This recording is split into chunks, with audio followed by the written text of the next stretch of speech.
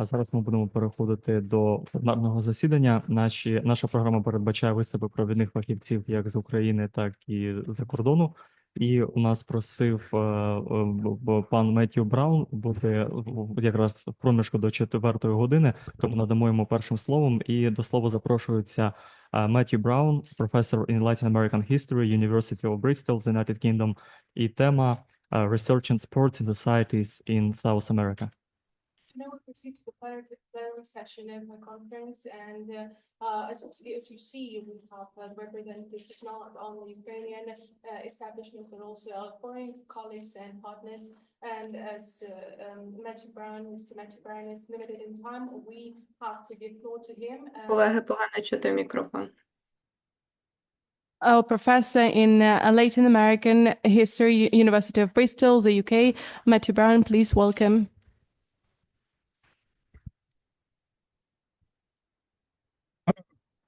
Can you hear me okay? Yes, we hear. Okay. Could I share my screen? Yeah. No. We can share your presentation if you want. Yes, please. Matthew Brown.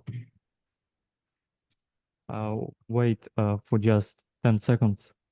Some technical issues. Yeah, thank you. While you're doing the technical issues, I just say thank you very much for the invitation. It's a great honor and privilege for me to be with you.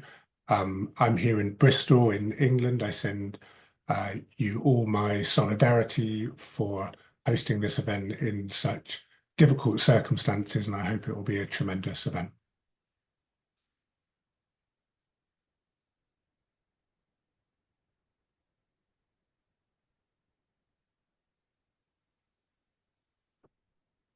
Do you see it? Like the presentation? Yeah, I can see it. So you can start. Just say when we have to switch slides. Okay, I'll do that. So thank you very much for having me. It's a great honor to be part of this event on sports history and modernity. You have a great program of some brilliant papers, and I hope to be able to return to the conference for future panels. Unfortunately, I am in the middle of examinations today, so I have to disappear quickly.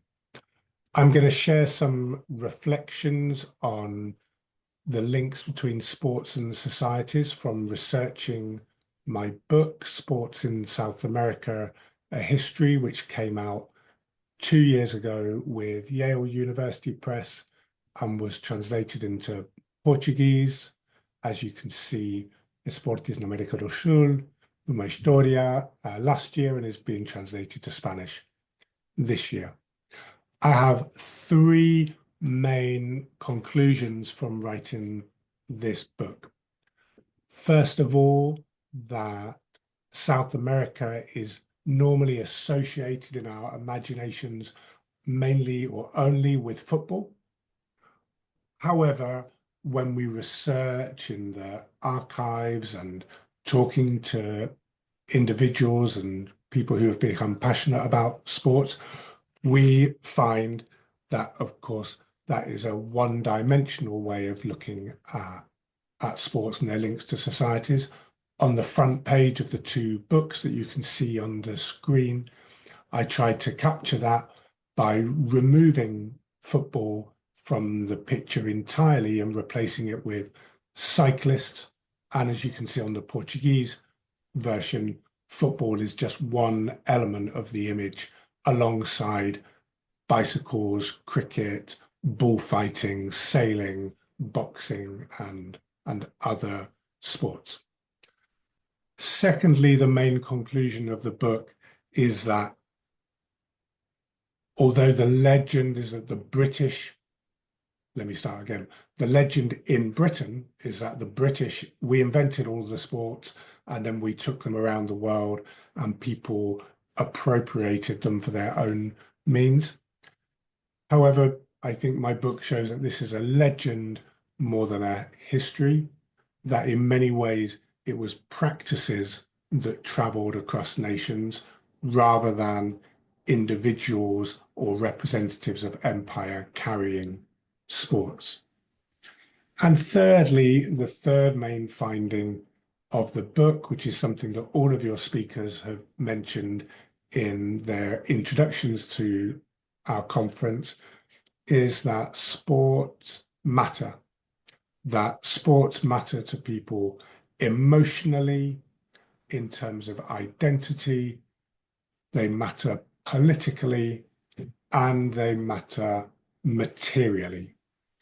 And I think that's one of the beautiful things about sports history, is that it allows historians to access parts of societies that are otherwise inaccessible through other subjects. Could we move to the second slide, please? I'm just going to illustrate this point with this one slide.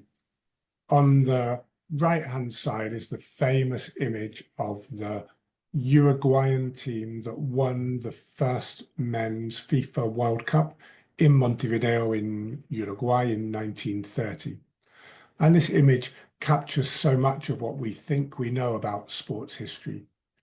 This is Uruguay, the nation, representative, inclusive, often mentioned through the figure from the back row, José Leandro Andrade, the black Afro-Uruguayan, accepted, representing his nation.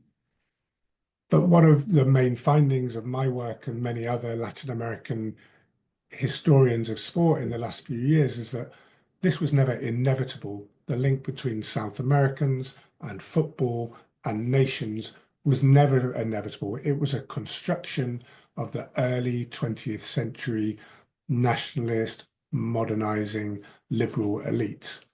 If you jump back to the other side of the screen, you see the first South Americans to compete in the Olympic Games.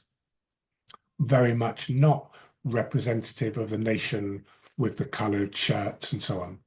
This was a group of Tehuelche, indigenous people who were taken from Argentina to St. Louis in the United States to take part in the anthropological games, which were some games alongside the mainstream Olympics for indigenous people. And so this participation in the Olympic Games has been marginalized and erased from South American sports history precisely because it doesn't fit with this image of sports, nation, and representation as shown by the Uruguayan World Cup winners in 1930. So nothing was inevitable. Sports, like other cultural formations, are socially constructed, both by elites, but also by players, spectators, and ordinary people. So if we move on to the third slide, please. Thank you. Back to the third one of the books again. Yep, that one. Thank you very much. So this is what I learned from the process and my methodologies of researching in the histories of South American sports for about 12 years. Sports occupy many places in society, and so therefore many approaches work in seeking to understand them. And mixed methods, interdisciplinary methods, can often be effective. The approaches that I took were transnational and of global history. I found that much more useful than focusing on one country or one sport. The methods which I think can be adopted for sports history are multiple. They include analog research, looking at old newspapers and books.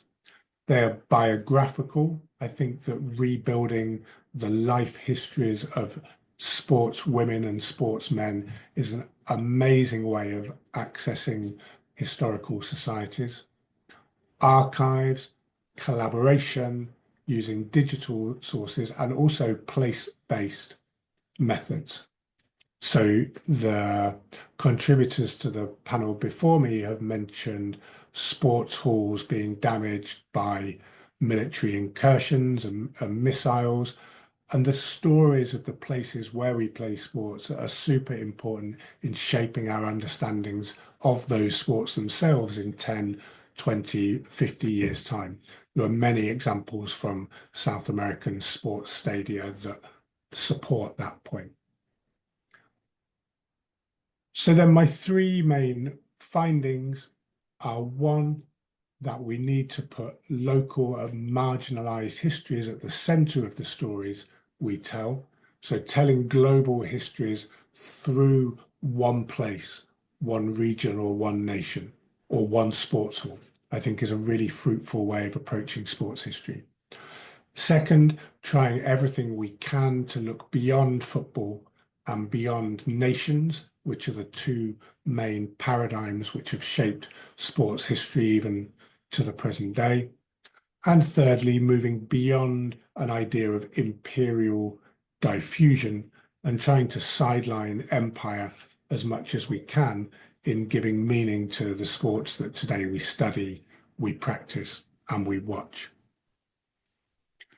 So if we move on to the final slide, please, and I'll make some conclusions. Thanks. So my last two publications, Legacies of the Forgotten and Nadando contra las Corrientes, I've used biographical methods to seek to give more insight into South American sports histories.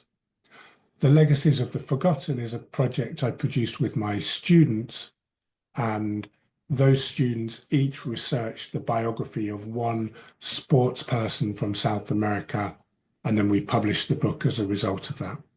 And putting sporting lives into their political context, their economic context, and their cultural context allows us to give meaning to the transnational context and connections. And in my own collaboration with the Argentinian historian Pablo Ariel Skaragrodsky, I wrote a biography of Lillian Harrison.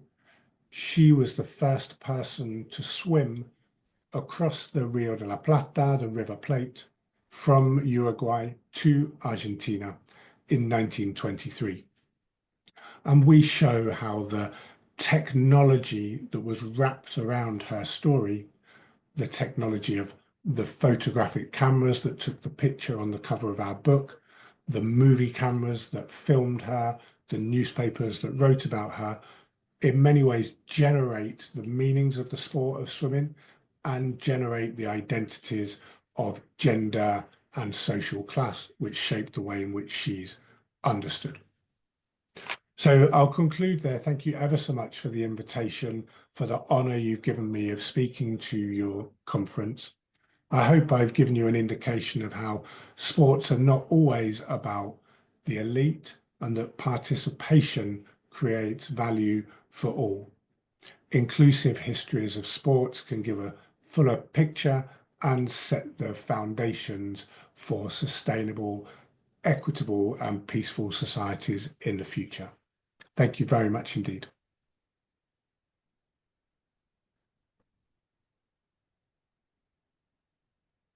Thank you, Professor Brown, for your speech and your insights. It's really important for us, like, to collaborate also internationally to give new ideas to our students here present, like students from American and European studies who are researching profoundly the history of Latin America. Now they have a course connected with the tourism in Latin America. So your speech and your insights are will be very helpful for them. And we hope that our cooperation will be really productive and also will continue in future. Maybe you will give us like a lecture for our students. It would be really nice opportunity.